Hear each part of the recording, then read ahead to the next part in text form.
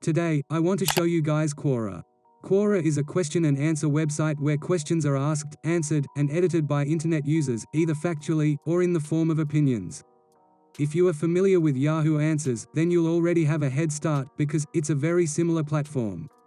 In a nutshell, a user on the platform will ask a question, and then tag that question within topics, so that they can be answered by the community. People following the topic will get new questions in their home feed, and can answer the ones in which they have some expertise. Some of the questions on this platform are opinion-based. I've seen examples like, who is your favorite current NBA player? What is the best horror movie of 2020? Or business-related questions like, what is the best customer support platform? Those types of questions really get exploited by affiliates, because it's a perfect time to leave a biased response, get some clicks, and hopefully get some sales. For this lesson, we'll be exploiting this as well, but we'll try to mask our attempts at getting web traffic by better providing value, and answering more, factual-based questions with high-value content answers. We'll be subscribing to topics related to our business niche, find questions that we can answer, and if we can't answer them ourselves, usually a 20-minute Google research session is enough to get the answer. Answer those questions thoughtfully, carefully, and conscientiously, then leave our website, or affiliate link, in strategic places within the answer. According to the Quora TOS, and based on my own personal experience, if it looks like you're selling a product, or blatantly leaving an affiliate link, they will remove your answer. I've had many, well-thought-out answers removed for violating these terms, and even tried to fight it with a dispute but to no avail. I've wasted hours upon hours writing, and crafting, answers that were removed, so hopefully, we can avoid the same fate for you. I've found that if you directly hyperlink natural-sounding words, or phrases, within your answers, they will remain untouched. If you try to force your links in, or add a selling line at the end of your answers, they will be removed. I'll talk more about this later, and give some examples when we get to answering some of the questions. So, how effective can this traffic strategy be? Well, let me give you some numbers based on personal experience. For a test account that I made a few months ago called TIKI Answers, I spent a full day answering as many questions as I could on the keto diet. Now, I'm not an expert on keto, and frankly, I know nothing about it except that it's a diet of mostly fats, and low carbs so that your body eventually goes into a state of ketosis. I also know that people use it mostly to lose weight, and to feel less sluggish, but that's it. I am, however, really good at using Google, and knowing how to find, and relay, reputable sources. This is all you need to know how to do if you're not a natural expert in the field. And, let's be honest, how many people answering these types of questions really are? I'd say if you're not a Ph.D. or a dietitian, you probably aren't a true expert anyways. After a full day of answering questions, maybe around 5 to 6 hours of work, I answered 18 questions but 8 of them were removed, leaving 10 permanently on the website to get views. Over the next few days, those 10 answers gave me 296 unique views, and then another 19 views a few months later. Making the total, across all of my answers, count up to 315 views. If you know my YouTube channel, in the symposium, I always like to compare traffic numbers to how much it would have cost to get these eyes on my product if I used paid traffic. Comparing this way, we can get a rough dollar amount estimate for our efforts, because organic traffic, as you'll see, is a lot like paid traffic. Most who come organically will not resonate with your content, or product, and then leave. But some will stay, and become a fan. And a few more from that will actually become paying customers. In paid advertising, you target an audience. Though sometimes it's more of a blanket ad across many audiences. And some will resonate with the ad, and click through to investigate. But most will see it once, and never engage. From those few that click through, a smaller percentage will become paid customers. This is called your conversion rate. But paid advertising can be really expensive. Especially, when you're first starting out, a small company could spend hundreds of dollars on advertising before they make their first sale, and thousands of dollars on advertising before they start to see a profit on these expenses. Many of the advertising platform algorithms need lots of audience data before they can efficiently target the people most likely to buy your product, or service. And getting this data costs money. So, if we compare the free traffic we're getting to how much it would have cost to get the same amount of people using paid traffic, we can get a good idea into how much money we're saving. I'd also argue that content marketing to organic traffic is more effective than paid advertising, because you're giving value to potential customers, or clients, instead of just showing an ad. An ad that they probably don't want to see, right in their face. It's tough to get an exact amount here, because there are so many variables that go into paid advertising. We'll discuss some of these factors in more depth when we explore this type of web traffic later in the course. Some of the variables that can affect the cost are timing of advertising. For example, costs go up around Christmas because there is more competition. The placement. Video, picture, or text only. Bidding strategy. Are you choosing a bid cap or daily budget? Relevance metrics. Major platforms charge you less when your ad is more relevant, because that equals a more wholesome experience for their users. The country you're targeting. Tier 1 countries, like USA or the UK, will cost more to serve your ad than Tier 3 countries, like East Asia and Africa. Or, the type of campaign. Is this a general traffic ad, engagement ad, or conversion ad? All in all, you can make some good estimates using an average CPC, which means cost per click, of $1, and CPM, which means cost per milli, or 1,000 impressions, of $7. Using our Quora answer stats, our 6 hours of work gave us only $2.22 worth of impressions. Now, I know it's not just me, but that number sounds awful, and makes me think that it's not at all worth the effort. But that number doesn't tell the full story. For that, we also need to look at how many clicks those answers gave us. Because, really, that's the only thing that matters. In my answers on the keto diet, I left a bunch of links to a product that I was an affiliate for. A make-your-own personalized keto diet plan found on ClickBank. My tracking stats showed 34 total hops. Hops are clicks to the linked page. Coming directly from my Quora answers. Using our average paid advertising CPC, that equals $34 worth of clicks completely for free, at no cost but your time and effort. That CPC percentage is also very high at almost 11%. For reference, industry averages for search are only 3% and 0.46% for display. So, we are completely blowing those numbers out of the water using Quora answers.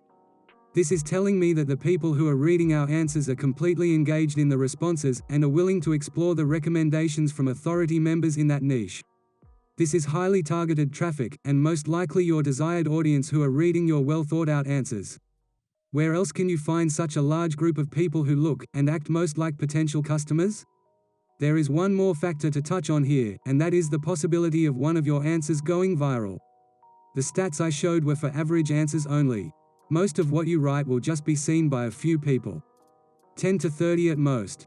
But every once in a while, just like other forms of content, something about the question, or the way you answered the question, will blow up, get picked up by their algorithm, and shown in lots of different places. When this happens, you're likely to see views of up to 10,000 for a single answer. The highest viewed answer on Quora saw 414,862 views. If we'd paid for that traffic, it would have cost us $3,000. Now that I've hopefully demonstrated the potential of using Quora answers to get some traffic to your website, I'll show you how to find questions to answer, how to subscribe to topics, how to properly answer the questions, and how to hyperlink your URLs without getting the answer taken down. Let's start from scratch with a brand new Quora account, so that we can walk through exactly what to do. This is the main login and sign up page for Quora. To sign up for a new account, you can use your Google account, Facebook profile, or by clicking this little link below. Sign up with an email address. After signing up via whichever method works best for you, the first page you'll see is the Interests page. Here is where you'll select the types of topics that you're familiar with, and depending on your specific business, will be particular and unique to you. But here's something interesting. What you see on this page are just general topics. When you click one of these topics, new subcategories will be added to the bottom of the list, so you can really start to niche up to your particular expertise. I'm going to select Visiting and Travel just to show you the subcategories that are added to the bottom of the list. When I click that interest, it adds international travel, vacations, visiting and travel in India, and air travel and hotels. As you can see, it starts to dive deeper into your topic. If I were to click one of these newly generated subcategories, it will actually go even deeper into it. On the bottom, it shows that they want you to follow at least 10 topics before you're allowed to move on to the next part of the sign-up. For demonstration in this lesson, let's pretend that we run a writing blog, have a YouTube channel around writing tips, or we're just some sort of authority in the writing niche with an audience that is looking to improve their skills. So, our goal on Quora is going to be finding questions surrounding the topic of writing, and then answering them with links back to our main website, wherever that may be. I'm going to select writing here, and see which new topics come up. I'm also going to select a few more, just a bunch of writing topics that I'm somewhat familiar with, or those that have a relevance to my business.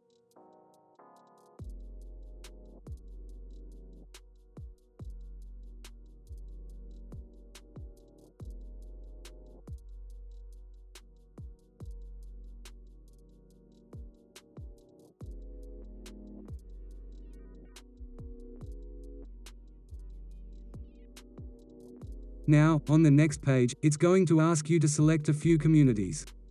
Communities are not a big deal at this time, so just choose any of the ones you'd like.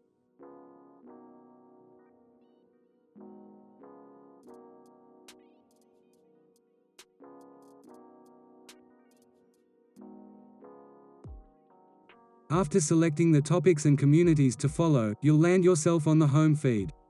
You're going to notice that Quora's home feed is actually bad for our type of traffic increasing usage, so we won't be using this unless there's a question or article that catches our eye.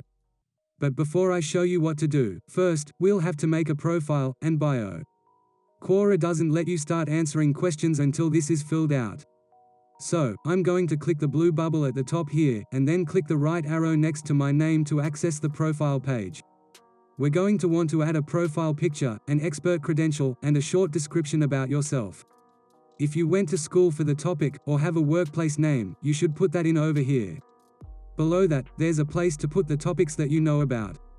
I like to enter in what I'll be answering, so that if anyone investigates my answer and clicks through to the profile, it looks like I know what I'm talking about. Let's add the writing topic quickly. Okay, I've made a default writing credential and description about myself, so I'm going to enter all that stuff in now, and then we'll get to finding some questions to answer. I filled in some information on my profile, so it doesn't look too empty. If you're going to be doing this method for yourself, you should spend a bit of time on this page to make a well thought out and detailed profile description, containing external links to all of your web real estate. We want to capture Quora traffic from within the question, and when someone looks into our profile. That way, we don't always have to be answering factual questions, because that can get boring.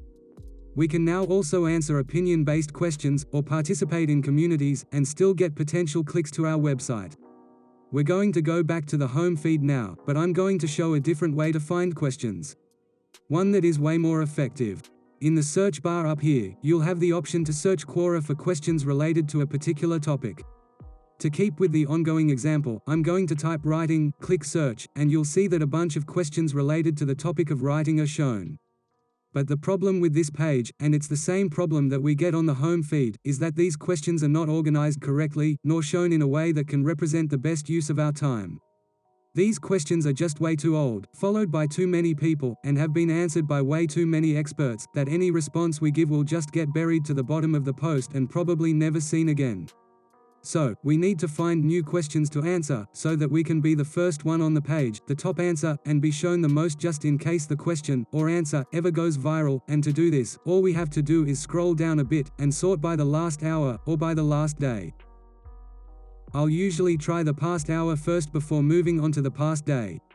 The past hour won't have a lot of questions to answer, but will give you the best chance at being the first one to respond. Let's now sort by the past day, and take a look at some of these questions. Looking through, I see a lot of potential for some questions to answer. Some related to sought after writing tips, and some questions that are very factual, which can be used to establish myself as an authority in this niche. You will want to look for questions that have no answers on them first. They will look like this. But, if I'm going to really try to put in effort on this traffic source, I'll end up crafting answers to every question on this past day filter, and then repeat the process daily. I'm going to look through some of these questions, and find a good one to answer. I'll be back in a moment. Here's a question that I found with 0 answers so far, and has been asked recently, actually within the past hour. And the question is, what does illustration mean in writing? Just being an amateur writer myself, I kind of know what the answer is. But let's say I knew nothing about illustration in writing, but still wanted to answer this question. Well, what I would do is simple. Just take this question, paste it into Google, and then look through some of the search results. If you look right at the top, we have a pretty good definition of what illustration is. Here is an example of illustration in writing. We also have a few blog posts and essays about this topic. When crafting my answer, I'm going to want to include a few things. Maybe a quick intro, one where I use the dictionary definition of illustration in writing. I'll want to provide 1 or 2 examples to best illustrate the point of illustration. And then, a conclusion of some sort to wrap everything up.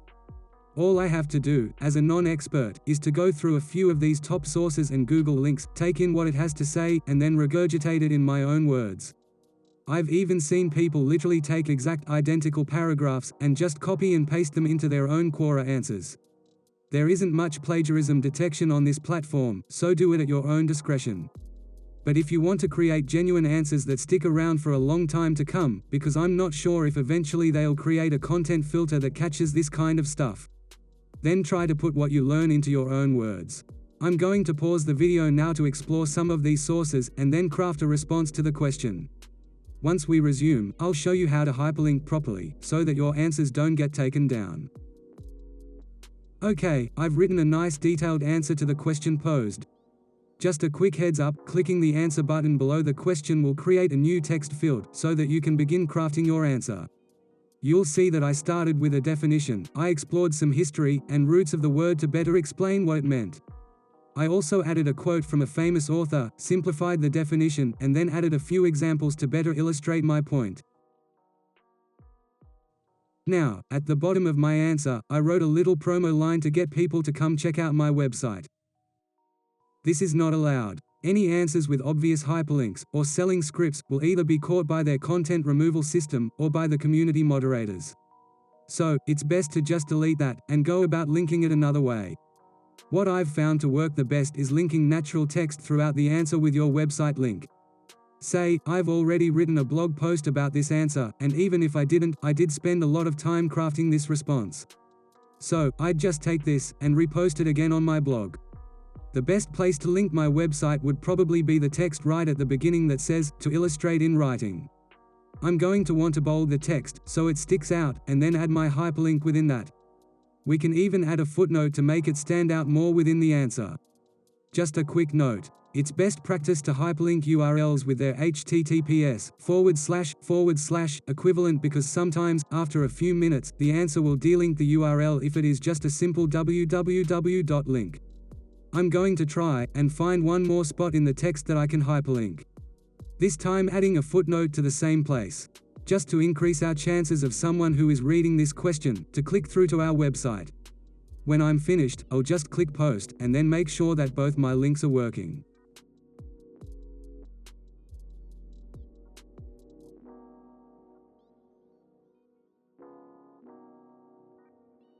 I see that the footnote was also added to the bottom as well.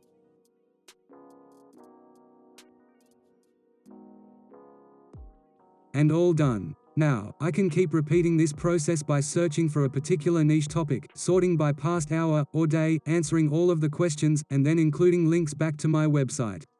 The point is to get a large library of answers and content so that you can grow your total web reach, and your traffic will start to compound. One final note before we wrap this lesson up. You don't have to continue to make and create these intricate and complicated answers from scratch. But those who are just starting out will probably need to, as they work on growing their content library. But each and every time you answer a question, you should categorize it in your own notes, and then pull from it multiple times in the future.